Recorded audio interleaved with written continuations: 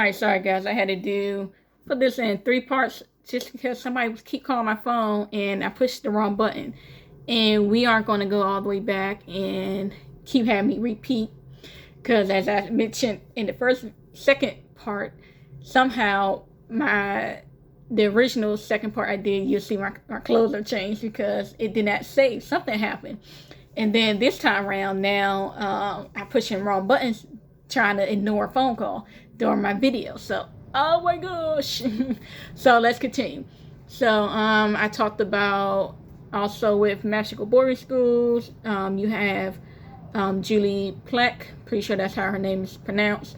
She is doing a reboot or a some type of spin on the Vampire Academy series. So she's doing, I think, that for Paramount Plus or something like that, one of those streaming services.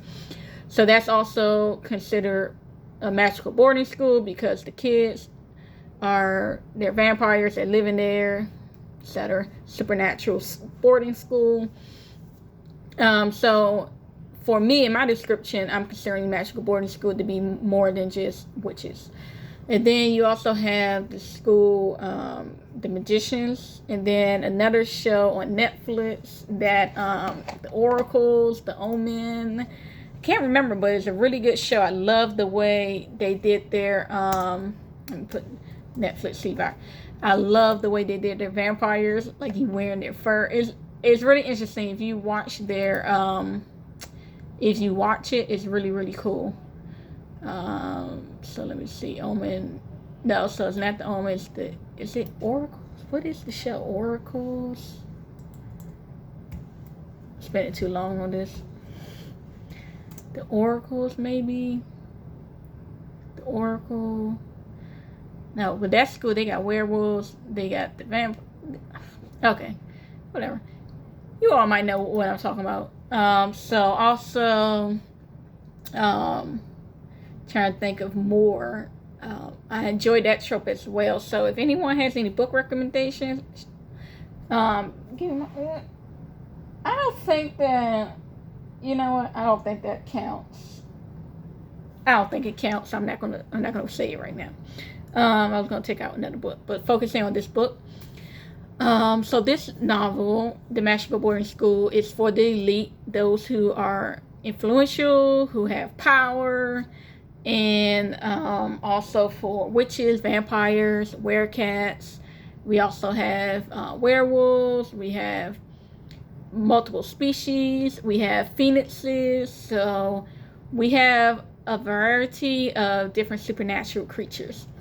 And all of them, if you read the novel, pretty much all of them are rich. They got some money. You have to have a lot of money to go to this school or to have powerful family members. So with Natalie, the main character, her mom is the mayor and also the supernatural liaison to the human faction. So the human, those who do know about supernatural world. So the president, United States president. So not only is Natalie from a very rich and ancient coven, witch coven, she also has a mom that is very influential. So she has both ends of the requirement to be part of the school. And also, this is not the only school. If you read the second novel, you find out even more about the world at large in this school. So there are more schools out there for the supernatural. There are only 2 schools that can measure up a little bit. They might say they do, or they go above, measure up to the Virtuous Academy school. So not every school is the same, but there is a lot of competition between schools, normal competitiveness, and also when you have different prestige to each school, it can get very interesting. And you see that dynamic in the second novel when you see the sports teams play against each other, and You learn here little tidbits here and there that I try not to overload info about the different schools, the different where if it doesn't fit the scene, I try not to just throw it in there for the purpose. I'm definitely going to give more information in videos and blog posts and later books. But I try not to be too heavy on like the info dumping. What else can I say about the trope? I think that's pretty, generalized, pretty much it, straightforward about the magical boarding school trope. What else? Then, lastly, we have good versus evil. So this third part 3 is gonna be very short. And also, I spoke on it early on. I am going to do a video where I'm pretty sure it's probably going to be live, and I'll let everybody know in advance. That way we can just go deep into the series for those who read book 1 and book 2. That way we can just talk about everything. I don't have to tiptoe around details, and I could just give all the spoilers. Well, it's not for us, it's not going to be because we read the book. But for these videos, I'm really trying to not give too much away because I want to have you all enjoy the reader experience. I want you all to read this book and hopefully the second one as well and really enjoy the story, enjoy discovering these characters, the relationships, and just really get immersed into the magical world.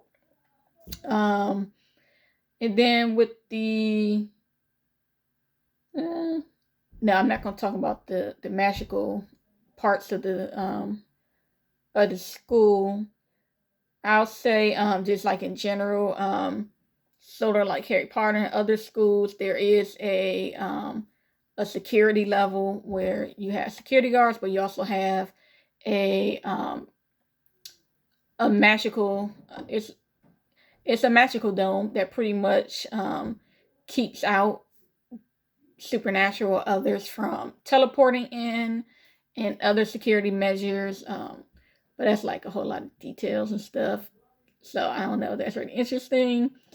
You all can let me know if that's interesting, and then I'll do another video and go in details like the magical dome, security, how they're staying hidden, and what the rules of the school are, and also what classes they're taking. And if you read details, you'll see the class names. Just hear about the professor's name. In book 2, you get even more of that. But okay, last trope, good versus evil. That's in many book genres, but mainly I think like fantasy and crime novels. So you definitely have the aspect of good versus evil. The main 2 characters represent that: Natalie good, Alexandra evil. And when I was discussing the main characters, I briefly talked about this, how they have to find their own, not really their own definition, but their own ethical standards, their own morality, how they as individuals perceive the world. And I think that deals with a lot on just growing up and going beyond your nurturing, your environment, especially with Alex. She has to find a way to stand on her own away from her mom, who is just evil. So she has to find a balance of who she is. Just because she was raised a certain way doesn't mean she has to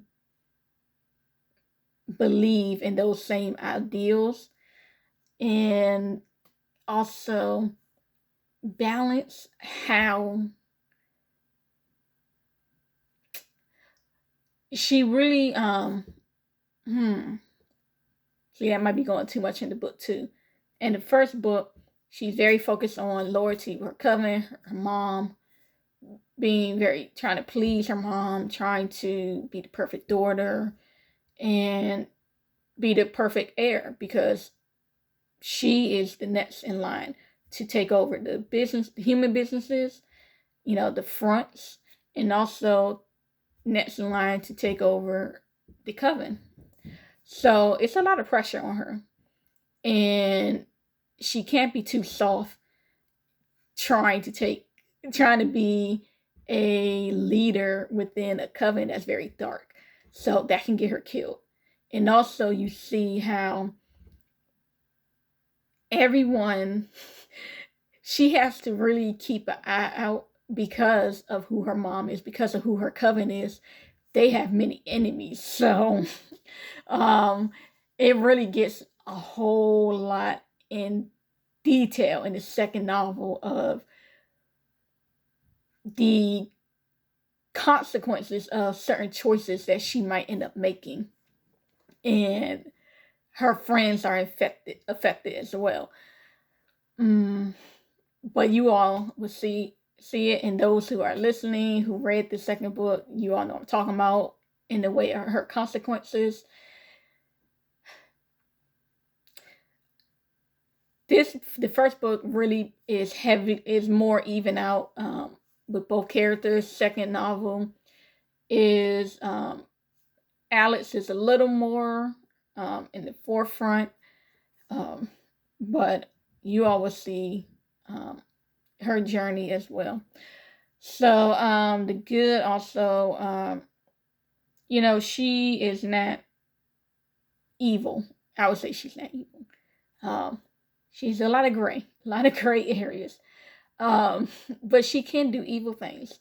So, but also when we get to Natalie, we see, I mentioned, how she ends up, being attacked, and she has to realize that you can't always, self-preservation and to keep your loved ones safe.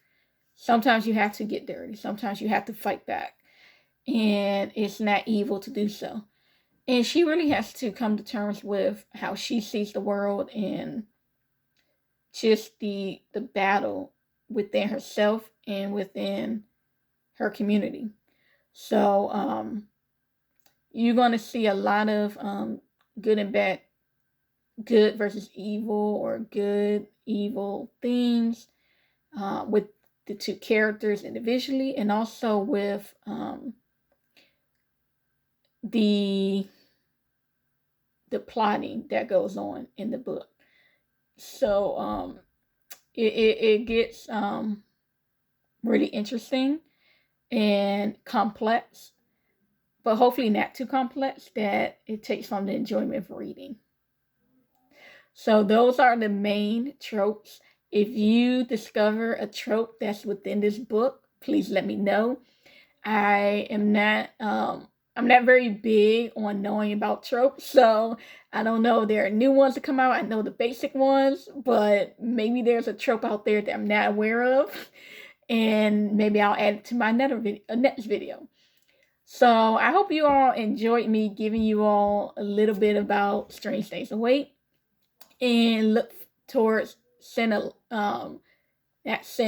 like, hit subscribe, and leave a comment. Let's talk about the book. Let's talk about tropes in general too. And look ahead for me to put a date together so those who read can just talk all details about this series. And I promise I'm going to do a video about the third book. I'll give you an update about the third novel. So that's going to come very soon, maybe tomorrow or the next day, possibly tomorrow. I'm going to talk about the third book, so I'm going to make sure to give warnings because I don't want to ruin the series for those who have not read the first two books.